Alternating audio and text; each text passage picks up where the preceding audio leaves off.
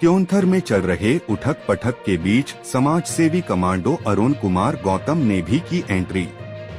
Press conference कर निर्दलीय चुनाव लड़ने का किया ऐलान। बता दें कि कमांडो अरुण कुमार गौतम पिछले 2 वर्षों से समाज सेवा में थे सक्रिय, जहां क्षेत्र के विभिन्न मूलभूत आवश्यकताओं पर तहसील एवं जिला स्तर पर अधिकारियों को ज्ञापन पत्र देने सहित कई धरना प्रदर्शन कर समस्याओं के निराकरण हेतु किए गए विभिन्न प्रयास। वहीं इससे पूर्व कमांडो अरुण कुमार गौतम सेना में दे रहे थे अपनी सेवाएं। प्रेस कॉन्फ्रेंस में क्या कुछ कहा कमांडो अरुण कुमार गौतम ने, सुने उन्हीं की जुबानी। कॉन्फ्रेंस का हमारा उद्देश्य है, प्रेस कॉन्फ्रेंस चूँकि अभी चुनावी माहौल चल रहा है और जो भी हमारे समर्थक हैं, जो भी त्योंथर के कार्यकर्ता हैं, जो भी त्योंथर के किसान हैं, जवान हैं, गरीब हैं, मजदूर हैं, उनका आज कई दिनों से लगातार फ़ोन पर बात हो रही है, उनका फ़ोन आ रहा है। और जब मैं क्षेत्र में जाता हूं तो जनसंपर्क के दौरान उनका एक ही सवाल रहता है कि आप चुनावी मैदान में आ रहे हैं कि नहीं आ रहे हैं। जब मैं बोलता हूं कि नहीं आ रहा हूं तो बोलते हैं कि फिर हम लोग कहाँ जाएंगे।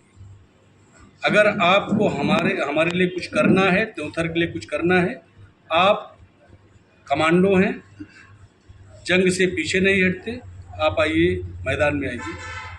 अभी 2-3 दिन मंथन के बाद हमने डिसाइड किया है कि सत्यता यह है कि हमको हार का गम नहीं, जीत का खुशी नहीं। ये 2 सिद्धांत लेकर के मैं निकला हूँ, ना तो हार का गम, न जीत का खुशी।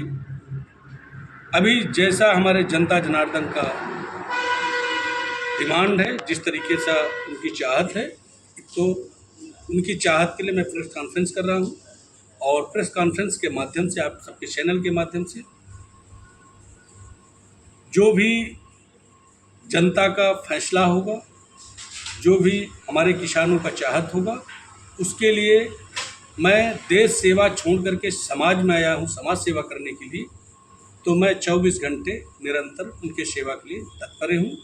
और मैं अभी निर्दलीय प्रत्याशी के रूप में त्योंथर विधानसभा 70 में आज के बाद मैं पदस्थापना कर रहा हूँ।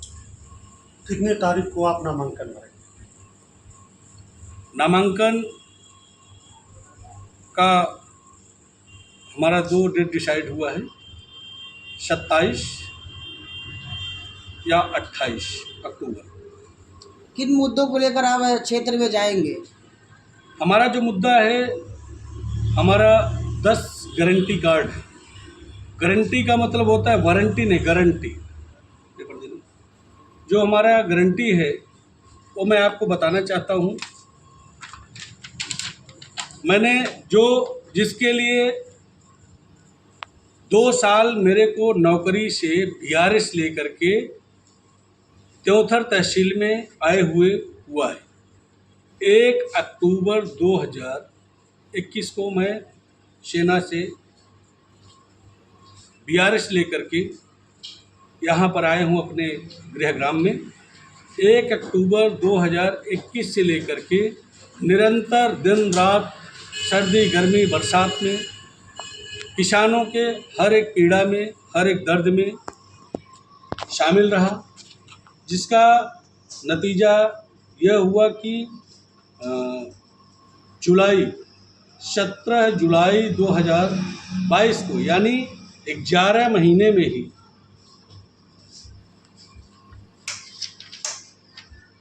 मुझे जेल का रास्ता दिखा।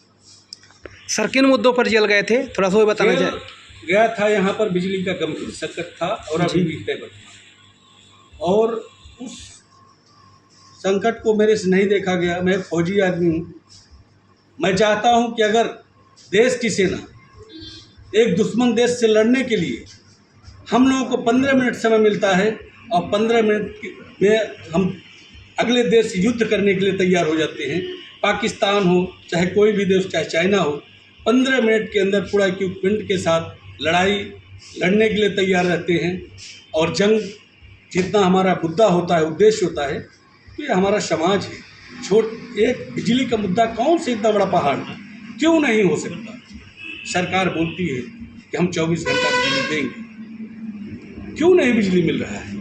मेरा उद्देश्य ये था, मेरा सरकार से यही मांग था कि आप यदि 24 घंटा बिजली के लिए किसानों को बोल रहे हैं तो 24 घंटा यदि नहीं दे रहे हैं तो 18 घंटा दीजिए।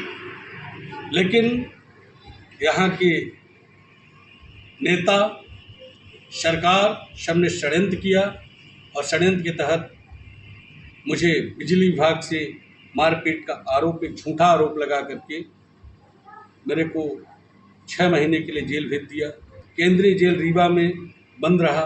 इतना ही नहीं किए, इन्होंने मेरे ऊपर देशद्रोह तक का मुकदमा लगाए।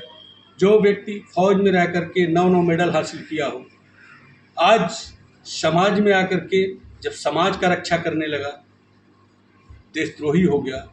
मैं आपके चैनल के माध्यम से बताना चाहता हूं कि मैं वही कमांडो हूं, जब देश का रक्षा और नेताओं का सुरक्षा करता था तो मुझे जाबाजी का दर्जा मिलता था, जाबाज कमांडो बोला जाता था। आज भी वही कमांडो, वही अरुण गौतम हूँ। आज अंतर इतना हो गया है कि आज मैं समाज का रक्षा और किसानों का सुरक्षा, गरीबों का सुरक्षा, मजदूरों का सुरक्षा, मजलूमों का सुरक्षा कर रहा हूँ, तो मैं देशद्रोही कैसे हो सकता हूँ? ये मैं आपके चैनल के माध्यम से देवथर तहसील के समस्त किसानों को, ग्रामीणों को, मजदूरों को, मजलूमों को और जो भी संभ्रांत नागरिक हैं उनको भी मैं ये सवाल उनके सामने रखता हूँ कि मुझे अवगत कराएं। जी।